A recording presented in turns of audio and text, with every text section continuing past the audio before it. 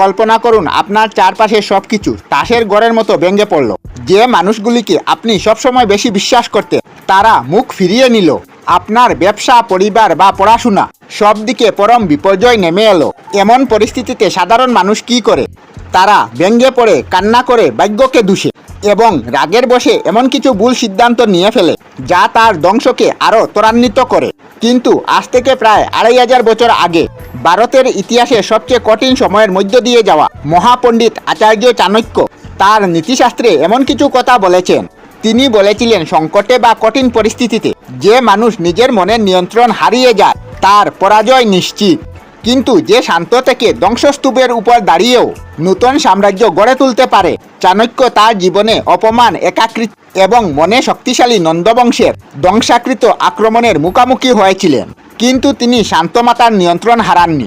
আজ এই ভিডিওতে আচার্য চাণক্যের জীবন দর্শন ও আধুনিক মনতত্ত্বের মিলনবন্ধনের এমন 5টি কৌশল জানাবো যা আপনার চারিপাশের পরিস্থিতি যতই ভয়ানক হোক না কেন আপনার মনকে হিমালয়ের মতো শান্ত আর স্থির রাখবে। বিশেষ করে চতুর্থ ও পঞ্চম উপায়টি আপনাকে যে কোনো মানসিক জ্বর থেকে 1 সেকেন্ডে বের করে আনবে।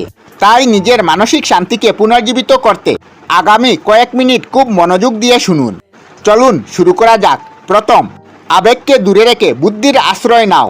আচার্য চাণক্য তার নীতিশাস্ত্রে স্পষ্ট বলেছেন, চঞ্চল মন মানুষের সবচেয়ে বড় শত্রু। যখন কঠিন পরিস্থিতি আসে তখন মানুষের চোখ প্রথম থেকে বন্ধ হয়ে যায় এবং বুদ্ধি কাজ করা বন্ধ করে দেয়। চরম সংকটের মুহূর্তে আমাদের বিভিন্ন ভয়, রাগ বা হতাশায় আচ্ছন্ন হয়ে পড়ে। এটি মনোভাব মস্তিষ্কের এক সাধারণ জৈবিক ক্রিয়া যাকে আধুনিক বিজ্ঞানের ভাষায় অ্যামিগডালা লাইজেক বলা হয়। যখনই আপনি তীব্র বিপদে পড়েন আপনার অবচেতনের আবেগ আপনার যুক্তিবুদ্ধিকে সম্পূর্ণ গ্রাস করে। চাণক্যের মতে এই আবেগের বশীভূত হয়ে নেওয়া যে কোনো সিদ্ধান্ত জ্বলন্ত অগ্নিতে ঘি ঢালার কাজ করে। তাই কঠিন পরিস্থিতিতে শান্ত থাকার প্রথম শর্ত হলো আবেগকে সম্পূর্ণ সরিয়ে রেখে পরিস্থিতিকে একদম নিরপেক্ষভাবে দেখো। বিপদের সময় নিজেকে প্রশ্ন করুন, এই মুহূর্তে কান্নাকাটি করা বা রাগ প্রকাশ করা কি আমার সমস্যার সমাধান করবে? উত্তর আসবে না। চাণক্য যখন মগধের সম্রাট ধননন্দ দ্বারা চরম অপমানিত হয়ে রাজসভা থেকে বিতাড়িত হয়েছিলেন, তিনি কিন্তু সেখানে দাঁড়িয়ে চিৎকার চেঁচামেচি করেননি বা কান্নাকাটি করেননি। তিনি অত্যন্ত শান্ত মাথায় এই অপমানকে সহ্য করেছিলেন এবং নিজেকে সম্পূর্ণ নিয়ন্ত্রণ করে প্রতিজ্ঞা করেছিলেন যে তিনি অন্যায়ের বিচার করবেন।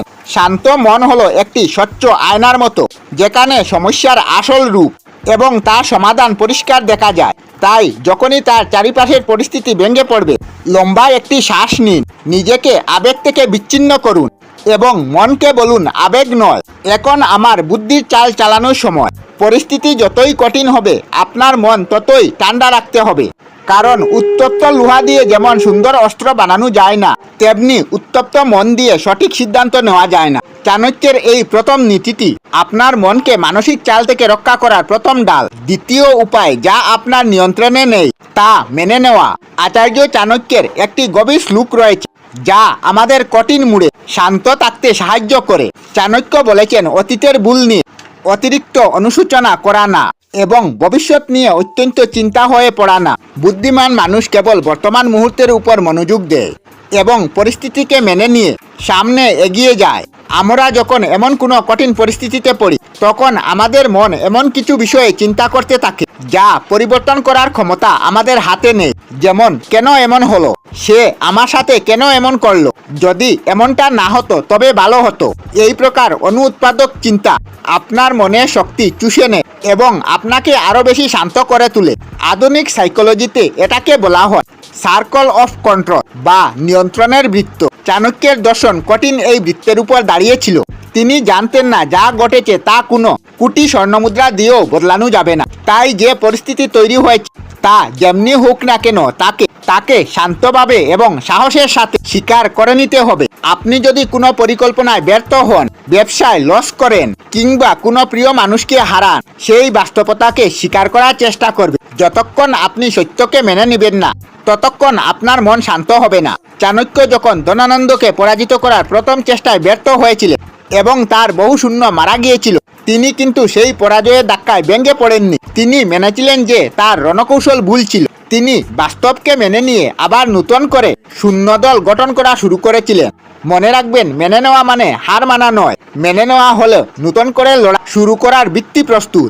যা আপনার নিয়ন্ত্রণে নেই তা ঈশ্বরের উপর ছেড়ে দিন, আর যা আপনার নিয়ন্ত্রণে আছে সে কর্মের উপর নিজের 100% ফোকাস ফিরিয়ে আনুন। তৃতীয় উপায়, নীরবতা ও গোপনীয়তা শক্তি প্রকাশ করা।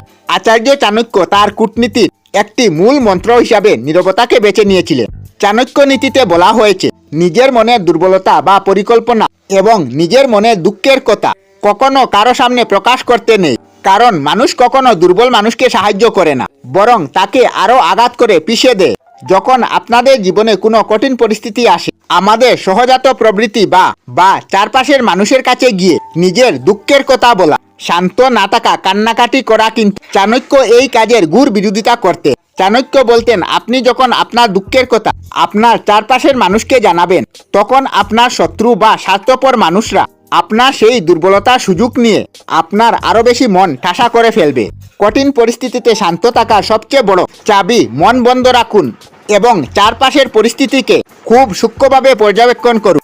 আধুনিক মনোবিজ্ঞান বলে, নীরবতা আমাদের মস্তিষ্ককে শান্ত করে এবং কর্টিসল বা স্ট্রেস হরমোনের মাত্রা দ্রুত কমিয়ে দেয়। আপনি যখন নিজের মনের কষ্ট সবার সামনে চিৎকার করে প্রকাশ না করে নিজের ভিতরে চেপে রাখেন এবং সেটাকে একটি শান্ত শক্তিতে রূপান্তরিত করেন, তখন আপনার ফোকাস বহুগুণ বেড়ে যায়। চাণক্য তার শত্রুদের অজান্তেই চন্দ্রগুপ্ত মৌর্যকে তৈরি করেছিলেন, অত্যন্ত গোপনে। গভীর নীরবতার মাঝে যখন আপনার পরিস্থিতি খারাপ থাকে, তখন দুনিয়াকে আপনার কান্না দেখার সুযোগ দেবেন না।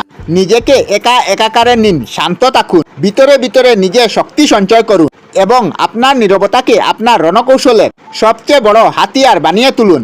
যখন আপনার নীরবতা একটি সঠিক পরিকল্পনার রূপ নেবে, তখন আপনার সাফল্য আপনার চারপাশের মানুষের জন্য সবচেয়ে বড় জবাব হবে। চতুর্থ উপায়, পরিস্থিতিকে দূর থেকে দেখুন। তৃতীয় ব্যক্তির দৃঢ়ভঙ্গি। আচার্য চাণক্যের দূরদৃষ্টিতা অন্যতম প্রধান কারণ ছিল তার পরিস্থিতিকে দূর থেকে দেখার এক অদ্ভুত ক্ষমতা।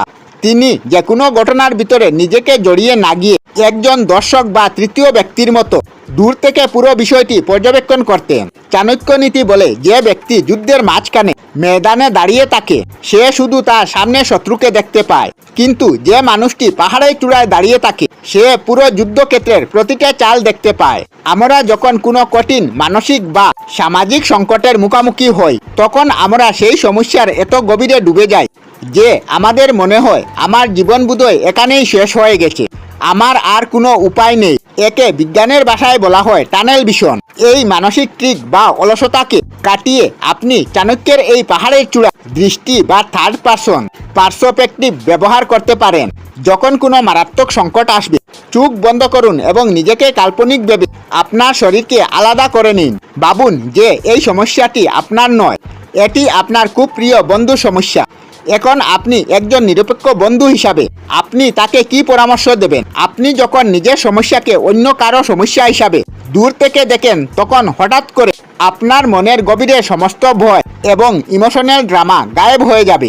আপনি খুব শান্ত মাথায় দেখতে পারেন যে সমস্যাটা যত বড় মনে হচ্ছিল ততটা নয়। এর থেকে বের হওয়া 2 থেকে 3টি রাস্তা আপনার সামনে পরিষ্কারভাবে উঠবে। চাণক্য সবসময় চন্দ্রগুপ্তকে এই শিক্ষা দিতেন যে রাজা যেন কখনো আবেগের নদীতে ভেসে যায় না। রাজাকে সবসময় দূরদর্শী ও নিরপেক্ষ হয়ে প্রতিটা চাল দেখতে হবে। এই মনস্তাত্ত্বিক কৌশলটি আপনার মনকে মুহূর্তের মধ্যে শান্ত ও স্থির করে দেবে। পঞ্চম উপায়, চরমতম খারাপ পরিস্থিতির জন্য প্রস্তুত থাকুন। Plan B. আচার্য চাণক্য বলেছিলেন, ইতিহাসের সেরা স্ট্র্যাটেজিস্ট বা রণকৌশলী তার প্রতিটি চালের পিছনে সবসময় একটি ব্যাকআপ প্ল্যান বা প্ল্যান বি তৈরি থাকবে। চাণক্যের নীতি অনুযায়ী যে মানুষ সংকটের মেঘ আসার আগেই ছাতা প্রস্তুত করে না, সে ঝড়ের রাতে আশ্রয়হীন হয়ে মারা যায়। দূরদর্শী মানুষ সবসময় খারাপ পরিস্থিতির জন্য মানসিক ও কৌশলগতভাবে প্রস্তুত থাকে। আমাদের মনে সবচেয়ে বড় দুর্বলতা হলো এটি সবসময় ভালো কিছু আশা করে বসে থাকা। আর যখনই কোনো খারাপ পরিস্থিতি বা বিপর্যয়ের সময় আসে, আর মন সেই আকস্মিক ধাক্কা সহ্য করতে পারে না, এবং সম্পূর্ণ অবশ বা শান্ত হয়ে পড়ে। মনকে শান্ত রাখার চূড়ান্ত বৈজ্ঞানিক এবং চাণক্যসম্মত উপায় হলো সবচেয়ে খারাপ কি হতে পারে তার মুখোমুখি হওয়া। যখন আপনি চরম সংকটে আছেন তখন একা বসুন, নিজেকে সবচেয়ে কঠিন প্রশ্ন করুন, এই পরিস্থিতি আসার আগে সর্বোচ্চ খারাপ আর কি হতে পারে। হতে পারে আপনার চাকরি চলে যাবে, হতে পারে আপনার জমানো সব টাকা শেষ হয়ে যেতে পারে, হতে পারে আপনি সেই প্রজেক্টে সম্পূর্ণ ব্যর্থ হবেন। সেই চরম খারাপ পরিস্থিতিকে মনের চোখে একবার দেখে নিন এবং নিজেকে বলুন, যদি এমনটা হয় তবুও আমি বেঁচে থাকবো এবং আমি আবার শূন্য থেকে শুরু করার ক্ষমতা রাখি। যখন আপনি সেই সর্বোচ্চ খারাপ পরিস্থিতিটাকে মানসিকভাবে মেনে নেবেন এবং সেটার জন্য একটি ছোট ব্যাকআপ প্ল্যান বা মনের পরিস্থিতি তৈরি করে ফেলবেন, তখন আপনার মনের ভয়টা চিরতরে নষ্ট হয়ে যাবে।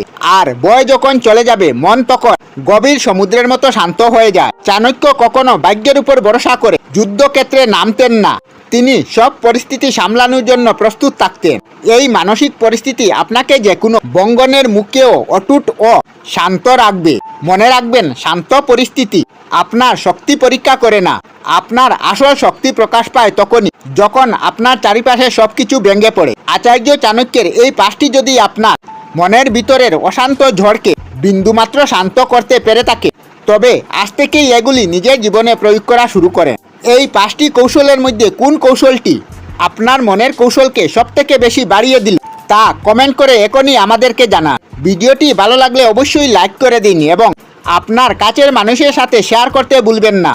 এরকম গভীর ও জীবন পরিবর্তন করা ভিডিও দেখতে আমাদের চ্যানেল বিধায়কনাথ বাপ্পা সাবস্ক্রাইব করুন। চাইলে আমাদের ফেসবুক ও ইনস্টাগ্রাম বিধায়কনাথ বাপ্পা ফলো করতে পারেন।